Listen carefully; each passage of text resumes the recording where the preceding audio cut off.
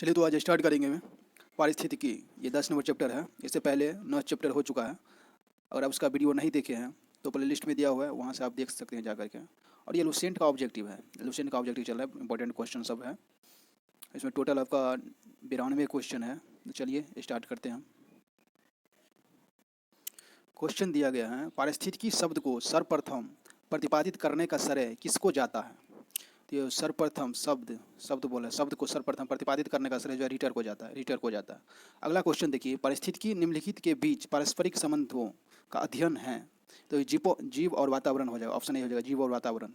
अगला क्वेश्चन देखिए, स्व पारिस्थितिकी का अभिप्राय है। तो स्व पारिस्थितिकी का अभिप्राय है, तो ये आपका हो जाएगा बी हो जाएगा, व्यक्तिगत जीवधारी का पारिस्थितिकी अध्ययन हो जाएगा, ऑप्शन बी हो जाएगा।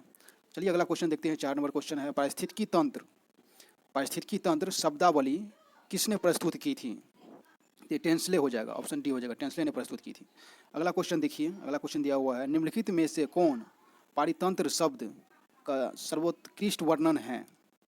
तो ये पारितंत्र शब्द का सर्वोत्कृष्ट वर्णन है, ये आपका हो जाएगा जीवों का समुदाय और साथ ही वह पर्यावरण जिसमें वह रहते हैं, ऑप्शन सी हो जाएगा। अगला क्वेश्चन देखते हैं, पारिस्थितिकी तंत्र के दो घटक होते हैं।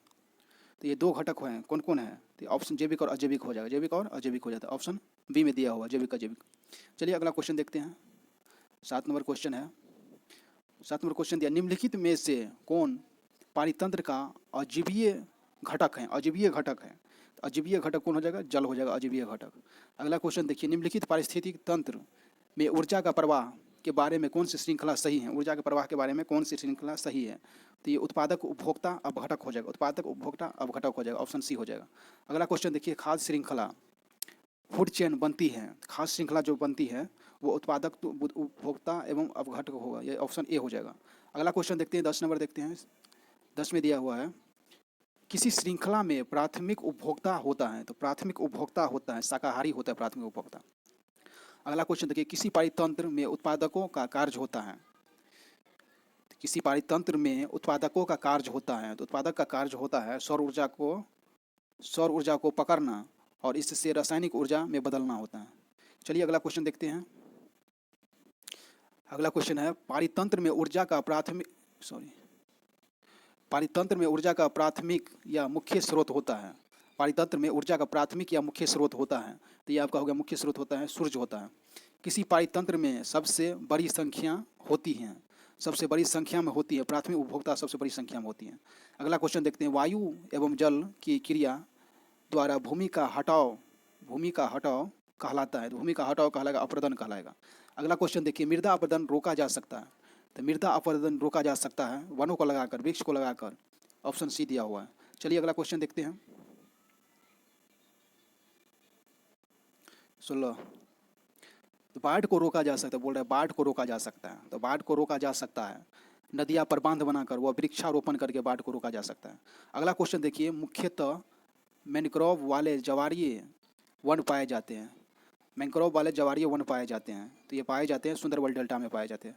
अगला क्वेश्चन देखिए, मैनग्रोव वनस्पति का मुख्य घटक होता है राइजोफेरा होता है। क्या होता है? राइजोफेरा होता है, ऑप्शन ए। अगला क्वेश्चन देखते हैं। अगला क्वेश्चन है आपका, समुद्र के किनारे की वनस्पति कहलाती है। तो समुद्र के किनारे की वनस्पति कहलाएगी लवणोद्भिद कहलाएगी, लवणोद्भिद वनस्पति, ऑप्शन ए। अगला क्वेश्चन देखिए, न्यूनीकृत पत्तियां और धंसे हुए रंध्र, न्यूनीकृत पत्तियां और धंसे हुए रंध्र किसके प्रमुख लक्षण है? तो प्रमुख लक्षण ये शुष्कोद्भिद के प्रमुख लक्षण है। अगला देखिए, मरुद्भिद में लंबा मूल तंत्र होता है, क्योंकि ये गहरे जल स्तरों से जल अवशोषित करने जड़ें गहराई में चली जाती हैं, ऑप्शन बी हो जाएगा। चलिए अगला क्वेश्चन देखते हैं। यदि संसार के सभी पौधे मर जाए तो किसकी कमी के कारण सभी जंतु मर जाएंगे? यदि संसार के सभी पौधे मर जाए तो किसकी कमी के कारण सभी जंतु मर जाएंगे? तो ऑक्सीजन की कमी के कारण सभी जंतु मर जाएंगे। अगला देखिए, अधिपादप वैसे स्थान पर पाए जाते हैं जहाँ पर वर्षा पूरे वर्ष होती है, वहाँ पे अधिपादप पाए जाते हैं। चलिए देखते हैं अगला क्वेश्चन। मीमेकोफिली एक लाभदायक संयोजन होता है कुछ पुष्पी पादपों का। तो बोल रहा है मीमेकोफिली एक लाभदायक संयोजन होता है कुछ पुष्पी पादपों का तो ये हो जाएगा ऑप्शन चींटियों के बीच का, चींटियों के बीच का। अगला देखिए, संसार का सबसे बड़ा पारितंत्र है, तो संसार का सबसे बड़ा पारितंत्र क्या है? सागर है। अगला देखिए, मृदा का अपरदन रोका जा सकता है, मृदा का अपरदन रोका जा सकता है, वनों को लगाकर रोका जा सकता है। चलिए अगला क्वेश्चन देखते हैं। अगला क्वेश्चन, जब हम बकरी का मांस खाते हैं तब जब हम बकरी का मांस खाते हैं तब द्वितीय उपभोक्ता हो जाएगा, द्वितीय उपभोक्ता हो जाएगा। सौर ऊर्जा किससे प्राप्त होती हैं? तो सौर ऊर्जा प्राप्त होती हैं, सॉरी क्या दिया, सौर ऊर्जा किससे प्राप्त होती है? सूर्य से प्राप्त होती है, सौर ऊर्जा सूर्य से प्राप्त होती है। अगला देखिए, खास श्रृंखला से अभिप्राय है, इनमें से किसके द्वारा ऊर्जा अंतरण होता है? तो ऊर्जा अंतरण होता है एक जीव से दूसरे जीव में होता है, ऑप्शन बी हो जाएगा। अगला क्वेश्चन देखते हैं। अगला क्वेश्चन है हाइड्रोफाइटा, हाइड्रोफाइटा कहते हैं एक जलीय जीव को, जलीय पौधा को हाइड्रोफाइटा कहते हैं, एक जलीय पौधा को हाइड्रोफाइटा कहते हैं। तो निम्नलिखित में से कौन सा पौधा मरुद्भिद है? कौन सा पौधा मरुद्भिद है? तो ये करील जो है ना मरुद्भिद है। अगला देखते हैं, पर्यावरण के अजैव अवयव का उदाहरण है, अजैव अवयव का उदाहरण है, पर्यावरण के अजैव अवयव का उदाहरण वायु हो जाएगा। अगला क्वेश्चन देखते हैं, हाइड्रोपोनिक्स संबंधित है, हाइड्रोपोनिक्स संबंधित हैं, हाइड्रोपोनिक्स संबंधित हैं किससे? मिट्टी से संबंधित होगा। मिट्टी के बिना पौधे की वृद्धि से हाइड्रोपोनिक्स हो जाएगा, मिट्टी के बिना पौधे की वृद्धि से। अगला देखते हैं, सौर ऊर्जा का सबसे यौगिकरण कौन है? सौर ऊर्जा का सबसे बड़ा यौगिकरण कौन है? तो हरे पौधा हो जाएगा। अगला क्वेश्चन देखते हैं, पारिस्थितिक संतुलन बनाए रखने के लिए भारत वन क्षेत्र कितने अनुपात होना चाहिए? तो ये होना चाहिए 33.3 अनुपात होना चाहिए। चलिए अगला देखते हैं। अगला क्वेश्चन है, मैंग्रोव की खेती के लिए निम्न में से कौन सा क्षेत्र प्रसिद्ध है? तो कौन सा क्षेत्र प्रसिद्ध है? ये दक्षिणी 24 परगना का सजने वाली जंगल होगा। अगला क्वेश्चन देखते हैं, एपीफाइटस बहुत अधिक विकसित होती ऐसे पौधे होते हैं अन्य पौधे पर निर्भर करते हैं। तो आपका हो जाएगा ऑप्शन, ये यांत्रिक मदद हेतु होता है, ऑप्शन बी हो जाएगा। चलिए अगला क्वेश्चन देखते हैं। अगला क्वेश्चन दिया है, पादपाल्य एक सुविधा है, पादपाल्य एक सुविधा है, पादपाल्य एक सुविधा है, नियंत्रित दशाओं में पादपों का उगना संभव हो पाता है, ऑप्शन सी हो जाएगा। अगला क्वेश्चन देखते हैं। तो अगला क्वेश्चन है, निम्न में से कौन सा कृषि कार्य पर्यावरणीय दृष्टि से उपयुक्त है? तो ये कार्बनिक कृषि हो जाएगा। अगला क्वेश्चन देखिए, अधिकांश मरुस्थलीय पादप रात्रि के समय ही पुष्पित होते हैं क्योंकि मरुस्थलीय कीट रात्रि के समय सक्रिय होते हैं, मरुस्थलीय कीट रात्रि के समय सक्रिय होते हैं। चलिए अगला क्वेश्चन देखते हैं, रेगिस्तान में पैदा होने वाले पौधे कहलाते हैं, रेगिस्तान में पैदा होने वाले पौधे कहलाते हैं, तो जीरोफाइटा हो जाएगा, ऑप्शन सी। अगला क्वेश्चन देखिए, पारिस्थितिक नीके की संकल्पना को प्रतिपादित किया, पारिस्थितिक नीके की संकल्पना को प्रतिपादित किया, ग्रीनेल्स ने प्रतिपादित किया, ऑप्शन बी ग्रीनेल्स ने प्रतिपादित किया। अगला देखिए, निम्नलिखित में से कौन सा सबसे अधिक स्थिर पारितंत्र यानी पारिस्थितिक तंत्र हैं? तो ये हो जाएगा महासागर हो जाएगा, ऑप्शन ए हो जाएगा। अगला क्वेश्चन देखते हैं, निम्नलिखित में से कौन से 3 आर पर्यावरण के अनुकूलन माने जाते हैं? 3 आर पर्यावरण के अनुकूलन माने जाते हैं। तो ये हो जाएगा, कम करना, पुनः प्रयोग करना, पुनः चक्रित करना, ऑप्शन ए हो जाएगा। अगला देखते हैं, सामाजिक वानिकी हैं, तो सामाजिक वानिकी हैं सहकारी स्वामित्व वाली भूमि पर उपयोग होने वाली पौधे में उगाना और उनकी व्यवस्था करना, ऑप्शन डी हो जाएगा। चलिए अगला क्वेश्चन देखते हैं, पृथ्वी शिखर सम्मेलन हुआ था, पृथ्वी शिखर सम्मेलन हुआ ये हुआ था रियो डी जेनेरियो में हुआ था। राष्ट्रीय वानस्पतिक उद्यान कहाँ पर स्थित है? तो राष्ट्रीय वानस्पतिक उद्यान कहाँ पर स्थित है? तो राष्ट्रीय वानस्पतिक उद्यान जो है आपका लखनऊ में स्थित है, लखनऊ में, ऑप्शन सी लखनऊ में स्थित है। भारत में वन अनुसंधान संस्थान कहाँ स्थित है? तो भारत में वन अनुसंधान संस्थान देहरादून में स्थित है। अगला क्वेश्चन देखिए, पृथ्वी का विशालतम पारिस्थितिक तंत्र है, जलमंडल हो जाएगा, पृथ्वी का विशालतम पारिस्थितिक तंत्र जलमंडल हो जाएगा। अगला क्वेश्चन देखते हैं, निम्नलिखित में से कौन कृत्रिम पारिस्थितिक तंत्र है? कृत्रिम पारिस्थितिक तंत्र है, ये धान का खेत जो है कृत्रिम पारिस्थितिक तंत्र है। रेड डाटा बुक में किसका विवरण दिया जाता है? ये संकटापन्न पादप और जीव जंतु का दिया जाता है, रेड डाटा में विवरण दिया जाता है। अगला क्वेश्चन देखिए, रेड डाटा बुक उन जातियों के बारे में जानकारी देती है जो संकटापन में है। अगला क्वेश्चन देखते हैं, इनमें से कौन सा जैव विविधता के लिए खतरा है? तो इनमें कौन सा जैव विविधता के लिए खतरा है? तो जैव विविधता के लिए खतरा है प्राकृतिक आवासों, वनस्पति का विनाश तथा झूम की खेती। ये ऑप्शन सी हो जाएगा। चलिए अगला क्वेश्चन देखते हैं, भारत में पारिस्थितिक असंतुलन का कौन सा एक प्रमुख कारण है? तो ये हो जाएगा वनोन्मूलन हो जाएगा। अगला क्वेश्चन देखिए, ताल पारिस्थितिकी तंत्र की स्थिरता निर्भर करती है। ताल पारिस्थितिक तंत्र की स्थिरता निर्भर करती है किस? उत्पाद को और उपभोक्ता पर निर्भर करती है। ऑप्शन डी हो जाएगा। अगला क्वेश्चन देखिए, प्रकृति के संतुलन को तय करने वाला मुख्य कारक है। पारिस्थितिकी के संतुलन को तय करने वाला मुख्य कारक है। ऑप्शन ए हो जाएगा, मानव गतिविधियाँ हो जाएगा। अगला क्वेश्चन देखते हैं, अगला क्वेश्चन दिया, निम्नलिखित में से किसे वैश्विक विरासत का वन माना जाता है? वैश्विक विरासत का वन माना जाता है। तो वैश्विक विरासत का वन माना जाता है पश्चिम बंगाल के सुंदर वन को माना जाता है वैश्विक विरासत का वन माना जाता है। अगला क्वेश्चन देखिए, वह वर्णक जो वनस्पति को पराबैंगनी किरणों के दुष्प्रभाव से बचाता है। वह वर्णक जो वनस्पति को पराबैंगनी किरणों के दुष्प्रभाव से बचाता है, ये हो जाएगा आपका फाइकोसाइनिन हो जाएगा। अगला क्वेश्चन देखिए, सर्वाधिक जैव विविधता कहाँ पाई जाती है? सर्वाधिक जैव विविधता कहाँ पाई जाती है? तो उष्ण कटिबंधीय वर्षा वन में पाई जाती है। अगला क्वेश्चन देखते हैं, अगला क्वेश्चन दिया, काजीरंगा किस लिए जाना जाता है? काजीरंगा किस लिए जाना जाता है? गेंडा के लिए जाना जाता है। काजीरंगा गेंडा के लिए जाना जाता है। पारिस्थितिक तंत्र में तत्वों के चक्रण को क्या कहते हैं? पारिस्थितिक तंत्र में तत्वों के चक्रण को क्या कहते हैं? तो तत्वों के चक्रण को जैव भूरासायनिक चक्र कहते हैं। अगला क्वेश्चन देखिए, चिपको आंदोलन मूल रूप से किसके विरुद्ध था? तो वन की कटाई के विरुद्ध था चिपको आंदोलन। अगला क्वेश्चन देखिए, अगला क्वेश्चन दिया हुआ है, इक्को मार्क उन भारतीय उत्पादों को दिया जाता है जो पर्यावरण के प्रति मैत्रीपूर्ण हो। ऑप्शन सी हो जाएगा, पर्यावरण के प्रति मैत्रीपूर्ण हो। ऑप्शन सी हो जाएगा आपका। अगला क्वेश्चन देखते हैं, वातावरण में ग्रीन हाउस गैसों के बढ़ते बाहुमूल्य के कारण निम्नलिखित में से प्रभावित हुए हैं किसके सिवाय? ऑक्सीजन निषेचन प्रभाव के सिवाय। अगला क्वेश्चन देखते हैं,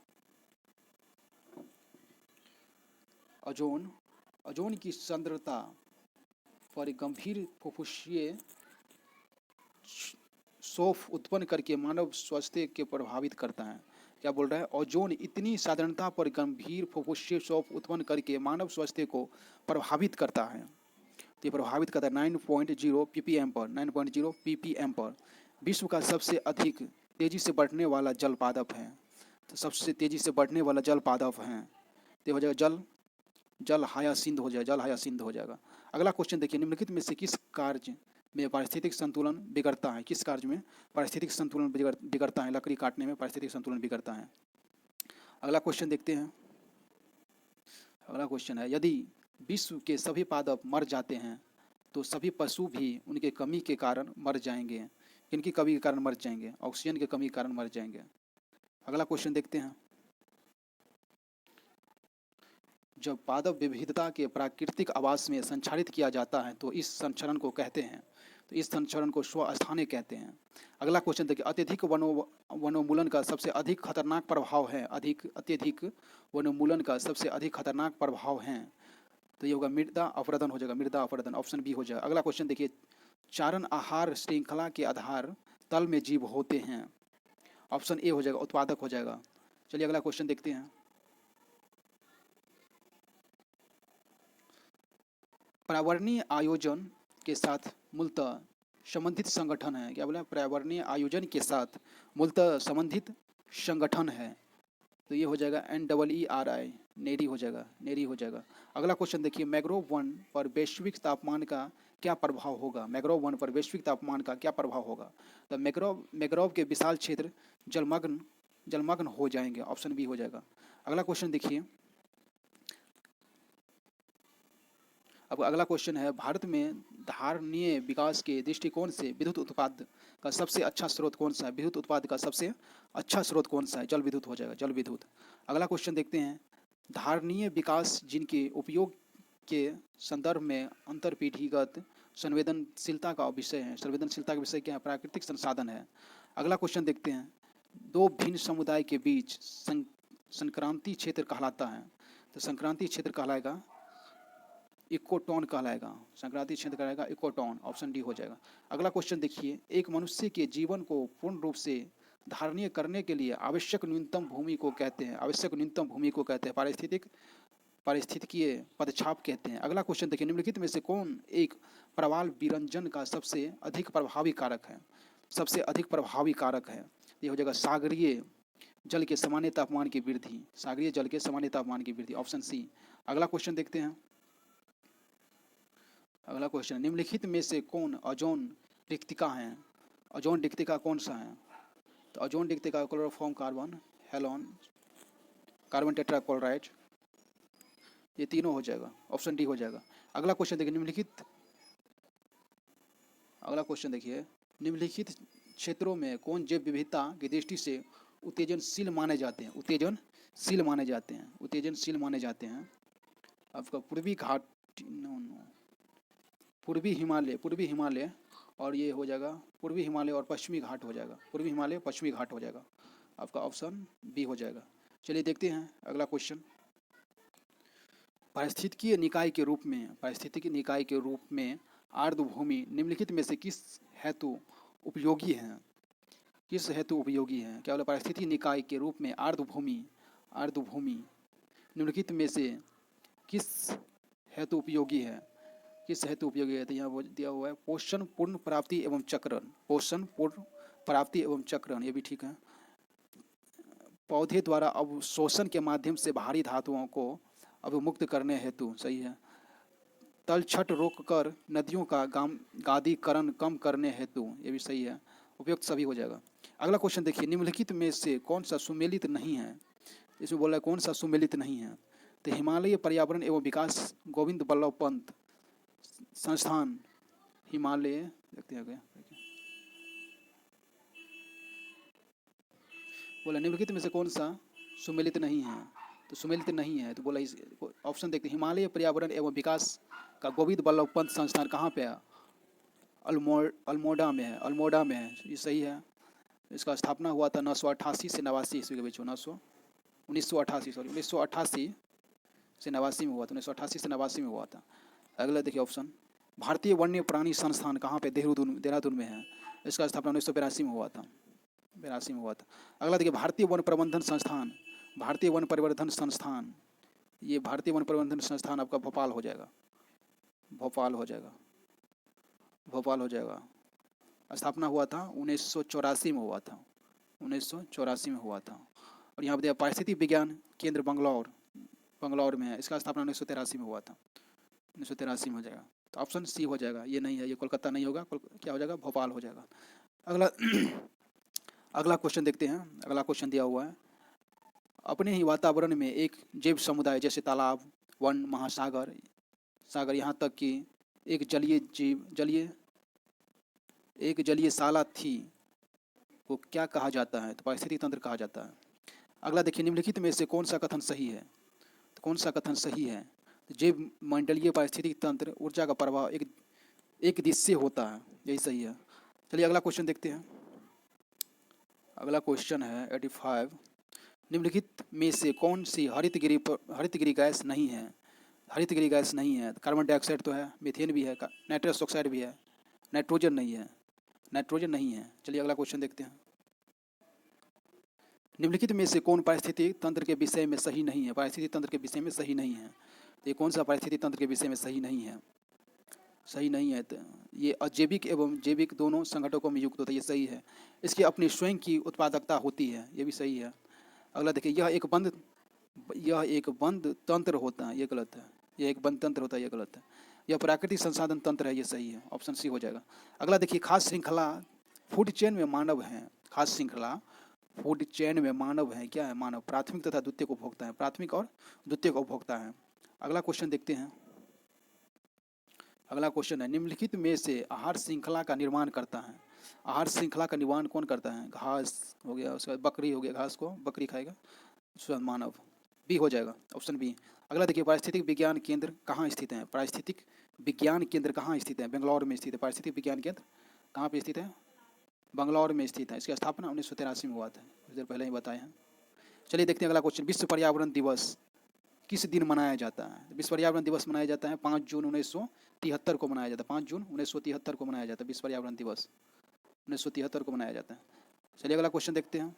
अगला क्वेश्चन है प्रथम विश्व पर्यावरण दिवस किस वर्ष मनाया जाता है? तो प्रथम विश्व पर्यावरण दिवस 5 जून 1973 को मनाया जाता है। 5 जून 1973 को, 5 जून 1973, 5 जून 1973 को मनाया जाता है। ऑप्शन ए हो जाएगा। अगला क्वेश्चन देखिए, निम्नलिखित में से कौन सा जीव समूह आहार श्रृंखला बनाता है? कौन सा जीव समूह आहार श्रृंखला बनाता है? आहार श्रृंखला बनाएगा गाय, घास, घास, बकरी, मानव। ऑप्शन बी हो जाएगा। चलिए ये आपका लास्ट क्वेश्चन था। वीडियो अच्छा लगे तो लाइक शेयर कमेंट, साथ ही साथ सब्सक्राइब जरूर करें। चलिए मिलते हैं अगले वीडियो में।